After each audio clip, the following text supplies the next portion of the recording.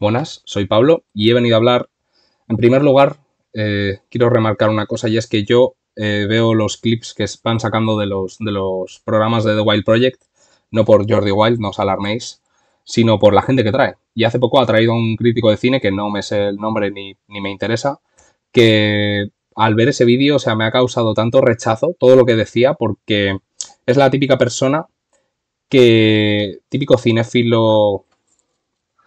Bueno, yo no digo que no sea un cinéfilo, pero cinéfilo, ¿cómo decirlo? Pretencioso, pedante, con esos aires de soy un intelectualoide de mierda de Twitter, en fin, y por no meter mucho más hate, porque no está bien meter tanto hate, voy a hablar. Me ha inspirado, esos vídeos me han inspirado y he dicho, por favor, esto es horrendo. He decidido hablar de las películas que han inspirado la película de Noche de Apuestas. Hablando de cine de calidad, bueno, cine de calidad depende a quién le preguntes, ¿no? Porque al fin y al cabo es una película punky, hecha mal, aposta, o sea, hay ciertas cosas que ahora voy a hablar de ellas y tiene que ver mucho con las películas que han influenciado. Y bueno, por poner un poco una introducción, decir que yo soy una persona que me inspiro por mil cosas, o sea, no solo películas, sino literatura, cosas de la vida real, música, cómics, videojuegos, incluso memes, incluso, yo qué sé, voy andando por la calle y oigo una conversación de alguien y digo, anda, mira, me parece interesante, voy a escribir algo así similar. Pero nada, quería hablar un poco principalmente de las películas que han influenciado más a la película de Noche de Apuestas. Y quería empezar por tres películas que van un poco el lote, por así decirlo, y son tres películas que pertenecen al movimiento Dogma.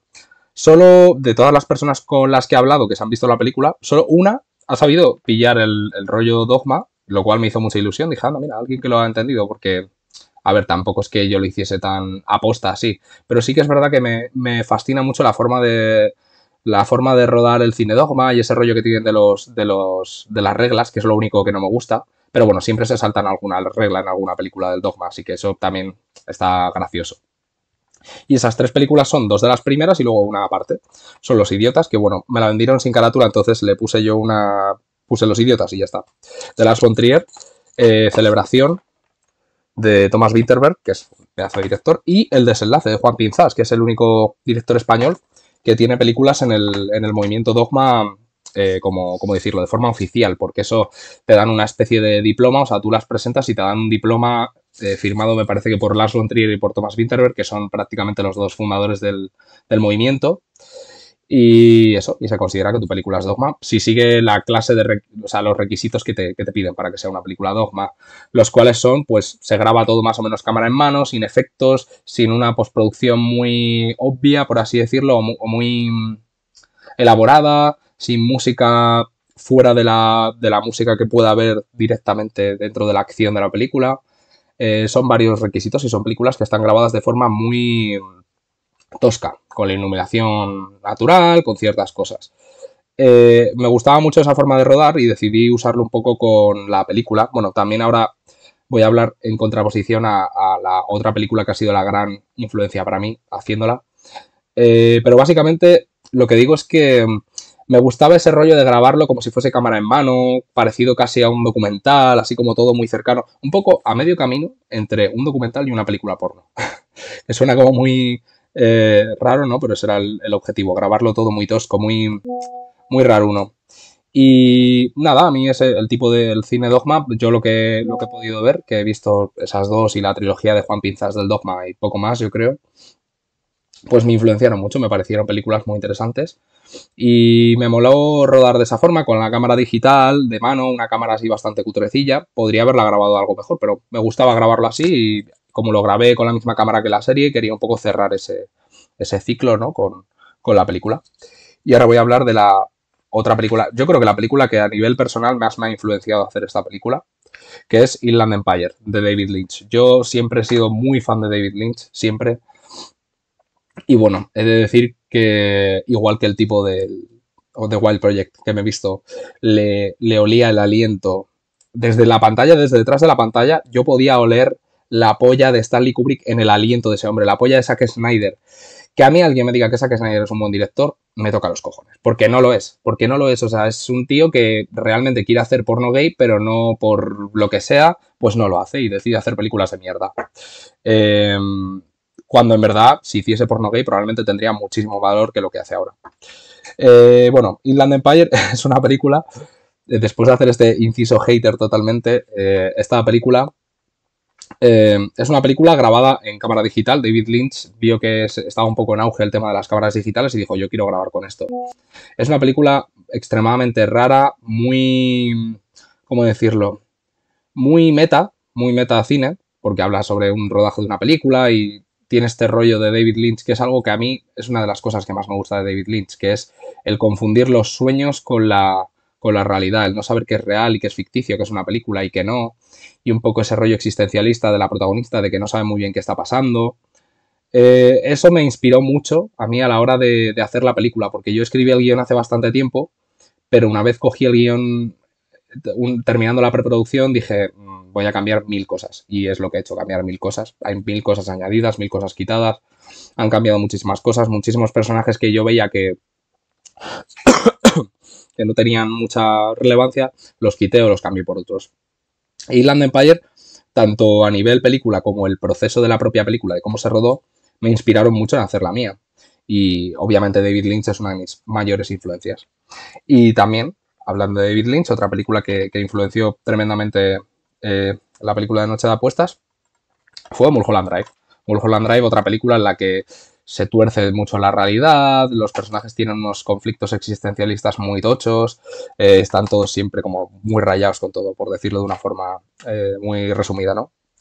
Vale, a continuación voy a hablar de otra película que también al estilo visual, a mí me gusta mucho las cámaras digitales, esas cámaras digitales más antiguas, más de principios de los 2000, como cutrecillas, así con ese rollo me encanta, me parece que tiene su propio encanto. Hay gente que lo odia, como con Inland Empire. Inland Empire es una peli que es difícil quererla. Yo me la vi como 2 veces hasta que me empezó a gustar, pero luego una vez me la vi esas 2 veces fue como, uy, y me empezó a obsesionar y me la vi más veces. De hecho, me la he visto ya como 5 veces. Y dura 3 horas y pico, o sea, es larga de cojones.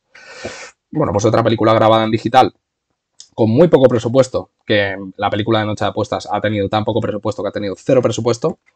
Y bueno, ha sido también un proceso. Yo soy una persona que trabajando en cine, lo que sea, tengo un ritmo loquísimo. O sea, han sido 5 días de rodaje, de los cuales todos, excepto uno, han sido tardes. Han sido como a lo mejor 3 intervalos de 4 o 5 horas, algo así.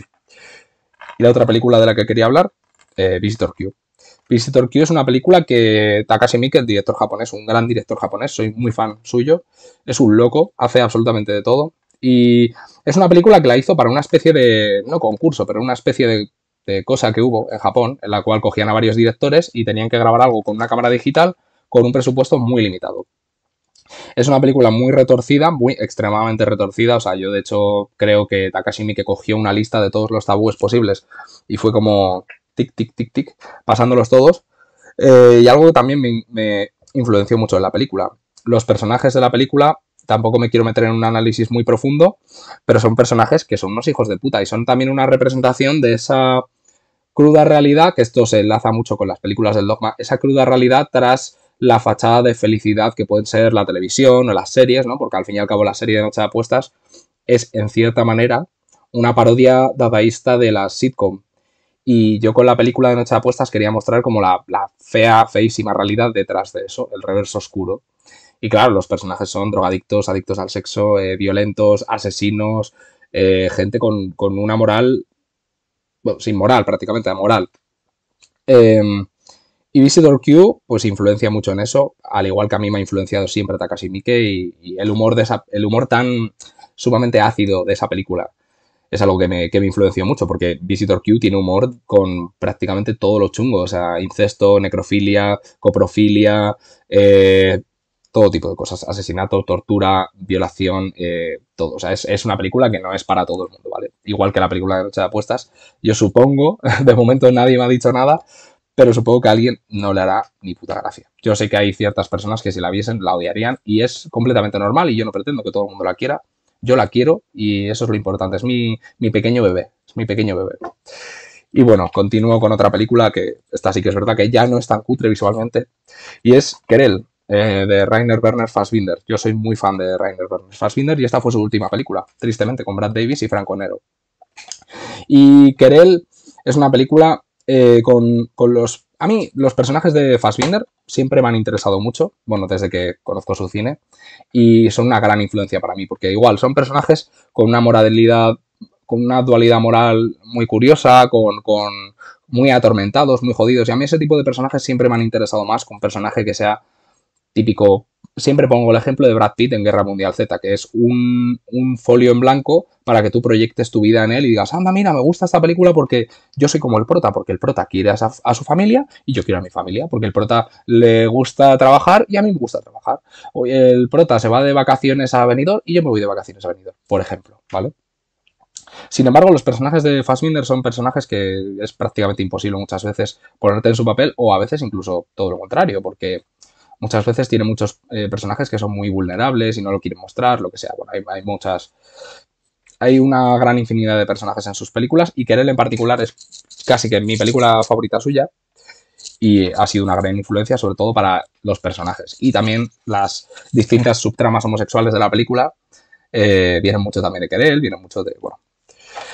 Continúo, si no se me cae, con el Overexposure de Sion Sono. Hablé de ella en el vídeo de las megapelis, pero es igual, una película grabada de forma muy cutre, entre comillas, con cámara digital, que mezcla mucho el tema de la religión. A mí, yo soy una persona que soy ateo, pero me parece muy interesante el tema de la religión, sobre todo a un nivel psicológico, un nivel de cómo la religión es una respuesta a ciertas necesidades mentales de los humanos, por así decirlo, ¿no? Ese miedo a lo desconocido, a la muerte, a muchas cosas, a la injusticia. Y la película habla mucho de eso, también del tema más de la sexualidad reprimida, a lo mejor de ciertas represiones psicológicas, ciertos elementos que a mí siempre me parecen, a mí lo psicológico siempre me parece muy interesante y en las películas y en los guiones que yo escribo me encanta meter siempre temas psicológicos. Y los personajes de Love Exposure con sus pequeñas filias y fobias también han influenciado mucho mi forma de hacer ciertos personajes de la película. Como puede ser, por ejemplo, el personaje de Emma, que es la fanática religiosa. Que es un personaje igual, sí, es una tarada religiosa con mil cosas en la cabeza, ¿no? Bueno, voy a continuar con otro director que, como estoy diciendo siempre, es una gran influencia para mí y es John Cassavetes. John Cassavetes, creo que se pronuncia así. Con una película que se llama Maridos. Maridos es una película sobre tres hombres que son maridos de sus respectivas mujeres. Y son tres hombres muy unga-ungas, los cuales pues os podéis imaginar que los tres protagonistas de Noche de Apuestas están en cierta parte influenciados por estos tres unga-ungas influenciados por tres unga-ungas. Es una gran película y también ese estilo iba a decir Fassbinder, perdón, de Cassavetes, de coger cosas de la realidad, hacer un cine más realista y más crudo, más centrado en los diálogos, a mí eso es algo que me encanta. Y en la película, pues, me he centrado principalmente en eso. O sea, en diálogos, en los conflictos, en cómo se van desenvolviendo las conversaciones, a lo mejor de bien a mal o de mal a bien, ese tipo de cosas, que esos procesos naturales, ¿no? Hacer un diálogo lo más natural dentro de lo que cabe posible, aunque yo también, pues, le he metido esas. Es que no son pinceladas, son como si yo cojo un cubo de pintura y tiro de absurdismo, de ridículo, de inmoralidad, de todo, ¿no? Y bueno, esto obviamente una gran película. Bueno, continúo. Ya nos vamos a ir a otro director, un director que es mítico, con dos de sus obras más famosas, que es Fellini, Federico Fellini, un tipo que yo nunca había sido muy fan de Fellini, hasta hace relativamente poco, que me empecé a ver todas sus pelis y dije, este tío es uno de los mayores putos genios de la historia y debería de pegarme a mí mismo latigazos por no haberlo visto antes con paciencia. Y bueno, vamos a empezar hablando de la Dolce Vita, que habla mucho con esos personajes hedonistas, extravagantes, muy, ¿cómo decirlo?, muy sórdidos, en unos ambientes muy sórdidos, y al mismo tiempo ese vacío existencial que tienen, que es algo también que a mí me interesa mucho, ese tipo de personajes, ya digo, a mí no me gustan los personajes que son una tabla para que tú proyectes tu vida, no, a mí me gustan los personajes que tienen una cierta profundidad, y que también tienen como esas cosas que les comen por dentro y esos problemas y esas cosas. Yo creo que es muy interesante y que da mucho juego a la hora de desarrollar diálogos y de un poco ir pintando la vida de un personaje, por así decirlo, pintando en el sentido de en el guión, pues me parece muy interesante ir desarrollándolo de esa forma. Y los personajes de la Dolce Vita son muy así. Bueno, y luego la que es mi película favorita de Fellini, que es 8,5. Oh, qué sorpresa. Yo creo que la película que le gusta a todo el mundo de Fellini, pero bueno, es mi favorita, me parece ultra imaginativa y tengo esta edición limitada, chulísima, me encanta. Eh, 8,5 igual, es una película que trata además sobre el proceso del cine, el proceso de un director que está poco inspirado. En el momento en el que yo estaba con la preproducción de la película, estaba poco inspirado y estaba con cero motivación. Entonces dije, coño, me vi esta película y dije, vaya, parece ser que tenemos el mismo problema, Fellini. Y esta es una super meta película hasta el punto de que la película se llama 8,5 porque para este punto Fellini había hecho 8 películas y medio. La media película fue una película que era una antología con varios directores y él hizo uno de los capítulos. Y en algún momento haré un vídeo hablando de la filmografía de Fellini un poco en retrospectiva bien. Me faltan como 4 o 5 películas para terminarme su filmografía o incluso menos me atrevería a decir.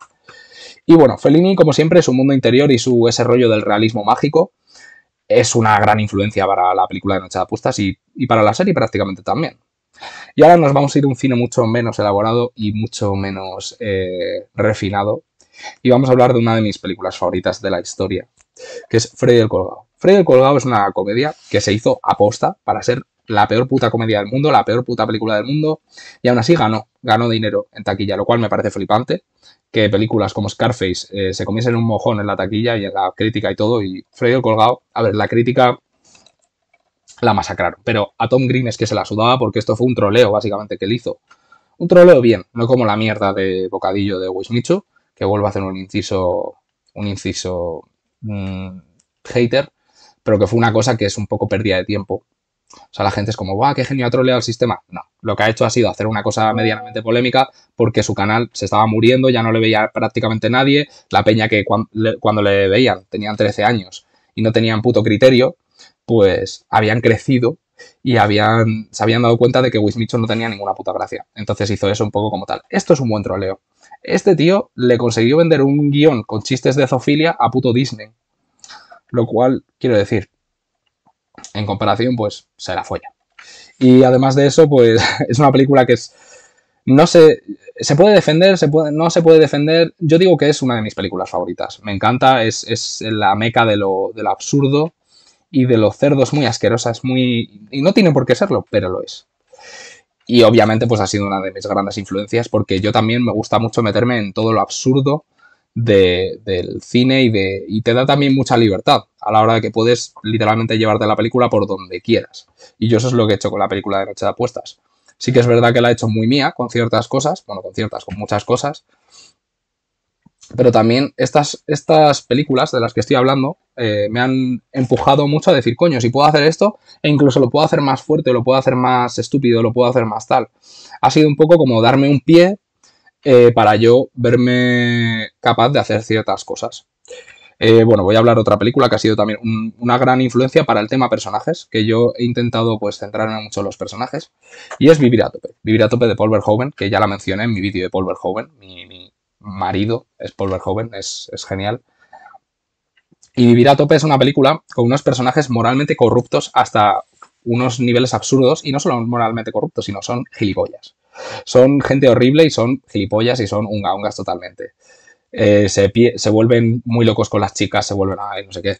Como por ejemplo, en la película mi personaje, cuando aparece el personaje de la fanática religiosa, se pelea para darle 2 besos primero y para que se le siente encima. O sea, una cosa totalmente deleznable que entra mucho en sintonía con los personajes de esta película. Yo vi los personajes de esta película y dije, joder, yo quiero escribir personajes más o menos por esta línea. A ver, como podéis ver, aquí estamos hablando de muchas películas.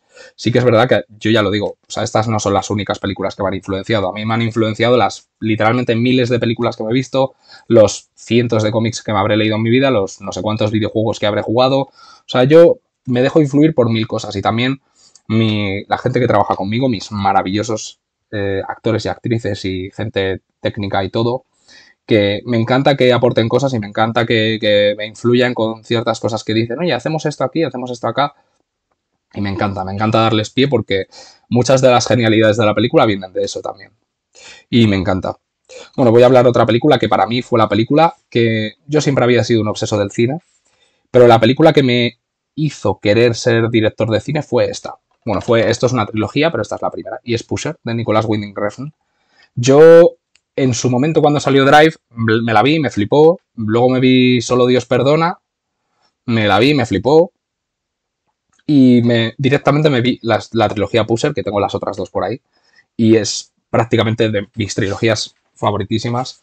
Eh, es una genialidad, es igual, grabada muy al estilo documental, con unas actuaciones naturales y unos personajes moralmente corruptos. Yo creo que estamos viendo un poco un patrón de por dónde he tirado las influencias de la película, ¿no? Personajes moralmente corruptos, ambientes sórdidos, todo grabado como si fuese un documental, absurdismo, cosas religiosas, metacine, el tema de mostrar el reverso feo de las cosas, del arte y de todo este asunto, ¿no? Vamos un poco por ese camino. Ya nos vamos a ir a dos películas que también me han influenciado en cosas distintas, pero también. Y son El Valle de los Placeres, de Russ Meyer, que esto es una grandísima película. Una película bueno, es un musical muy raro sobre un grupo de rock que son todos chicas y hay, bueno, una subtrama de por medio, no voy a contar nada.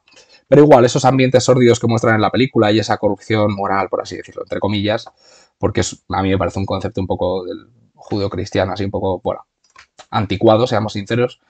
Eh, pero me influenció mucho esto, ¿no? Fue una película que siempre la había tenido pendiente de ver y no me la había hasta hace poco. Y me encantó. Y por último, vamos a hablar de una película que probablemente es la más lejana de todo esto, pero a mí el cine francés es una de mis grandes influencias y me encanta el cine francés. Y uno de mis directores favoritos de cine francés es Alain Resnais. Sobre todo esta película, que es mi favorita suya, el año pasado en Marienbad. Aquí me influencié más en las subtramas románticas de la película. El año pasado en Marienbad es una película muy poética y muy extraña y muy fría sobre un tipo que se obsesiona con una mujer con la cual dice que estuvo el año pasado y que habían planeado para ese año escaparse juntos. Pero ella no les recuerda, ni siquiera cree que se hayan conocido.